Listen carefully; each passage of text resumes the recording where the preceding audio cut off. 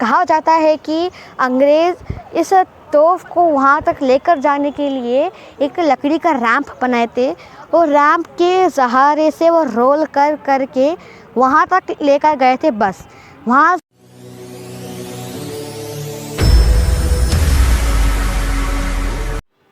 Hello guys, this is the place of Malik Maidan Tov and located at Karnataka in Vijayapura city.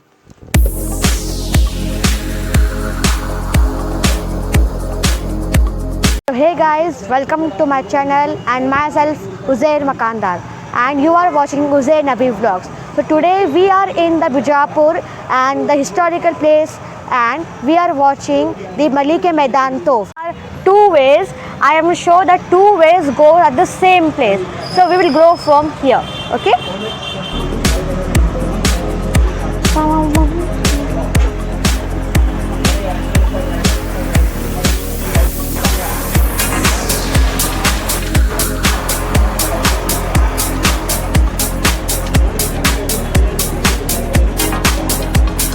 Wow, so beautiful place, right? Okay. सो ये basically एक किला है और जैसे कि आपको पता है कि यहाँ पर हर एक स्टोन अलग अलग होता है, लेकिन यहाँ पे ऐसा नहीं है। यहाँ पे हर एक स्टोन को जुड़कर बनाया गया है। यहाँ पर कोई बल्कि एक ही सिंगल लाइन में इस पर डिज़ाइन किया गया है और वहाँ पर इसकी जो वो एंट्रेंस है। तो चलिए वहाँ पर चलते हैं।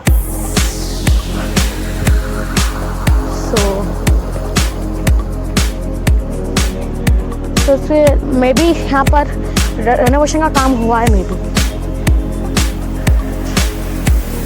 तो यहाँ पे इसका मेन गेट है। तो चलिए।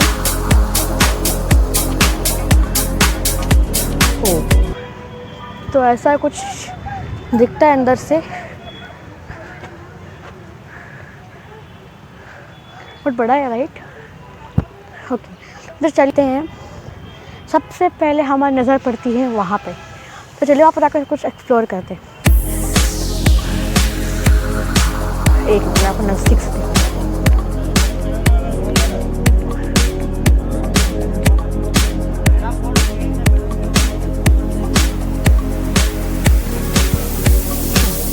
सो बेसिकली ये एक कुछ स्कल्पचर, पर्शियन स्कल्पचर्स हैं जो यहाँ पर डिटेल की गई हैं। अगर आपको पढ़ना है तो आप स्क्रीनशॉट लेके पढ़ सकते हैं।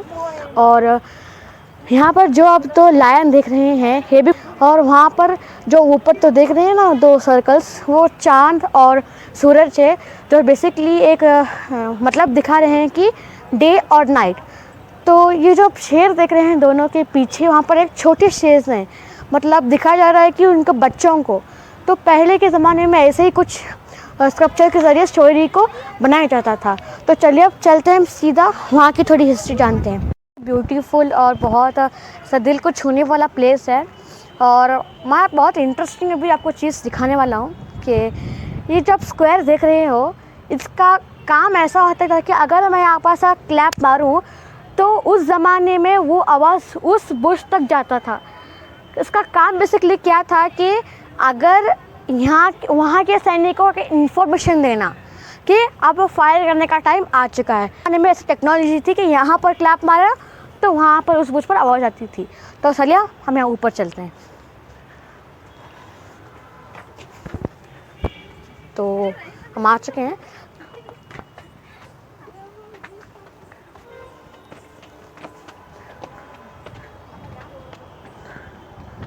तो अभी मैं इसके बारे में आपको बताऊंगा कि इसका हिस्ट्री क्या है। ये है मलिक मैदान तोफ जिसे हम यहाँ पर एक्सप्लोर करने आए हैं। इस तोफ को 1549 में एक टर्किश इंजीनियर मोहम्मद बिन हुसैन अल रूमी ने बनाया था और इसे अल अहमद नगर में बुरहान निज़ाम शाह के लिए बनवाया गया था। और माना जाता है कि बुरहान निज़ाम शाह अली आदिल शाह के ससुर थे। बुरहान निज़ाम शाह ने अपने जमाई के लिए ये तोफ को बनवा कर एज अ गिफ्ट दिया गया था। और ये 3 इंस्क्रिप्शंस जो आप देख रहे हैं, इसे ये दर्शाते हैं कि ये किसने बनाया था और किसके लिए बनवाया गया था। यहाँ पर एक छोटा होल है, वो दर्शाते हैं कि यहाँ पर बारूद भाकर फायर किया जाता था। माना जाता है कि इस तोप को सिंगल पीस मेटल से बनाया गया था और जब ये मेटल गर्म था तभी इस पर जो इंस्ट्रक्शंस है उसे लिखा गया है। लुक एट गाइस, ये कितना बड़ा हॉल है, आप देख सकते हैं। उस ज़माने में एक बड़ा इंसान इसके अंदर जाकर वापस आ सकता था। इसका बनाने का मकसद ऐसा है कि इसे एक या दो पल्स के लिए नहीं बल्कि लॉट ऑफ पेटल्स यानी बारूद के लिए फायर करने के लिए बनवाया गया था।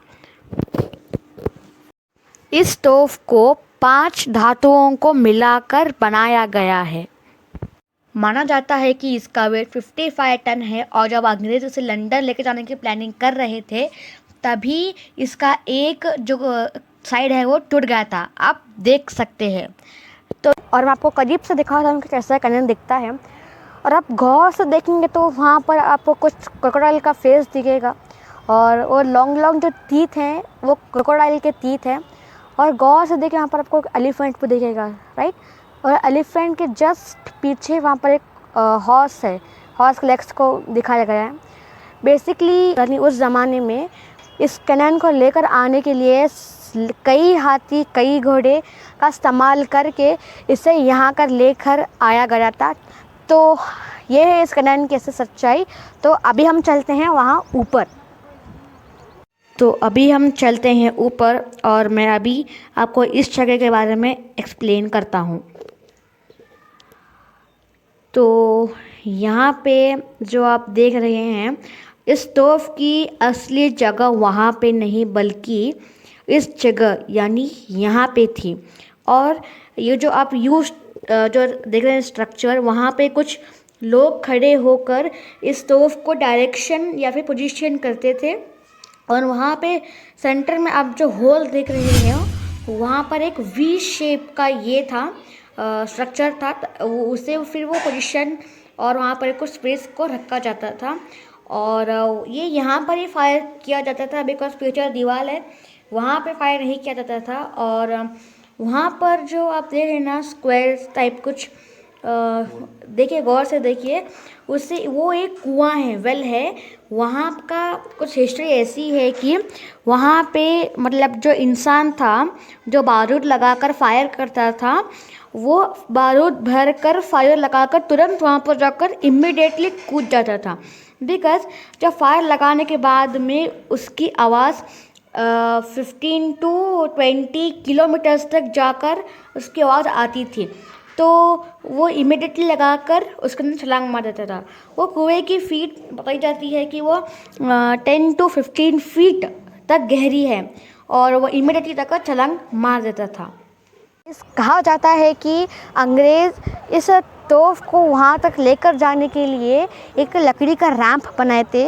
वो रैंप के सहारे से वो रोल कर करके वहाँ तक लेकर गए थे, बस वहाँ से आगे वो नहीं ले जा पाए। तो ये वो बिग अंक सक्सेसफुल हुए थे। तो गाइस ये थी कुछ मलिकी मैदान तोप की असल हिस्ट्री। तो आई होप यू अंडरस्टैंड वाल टाइम से आपको समझ आया होगा कि मैं अभी आपको क्या बोला हूँ।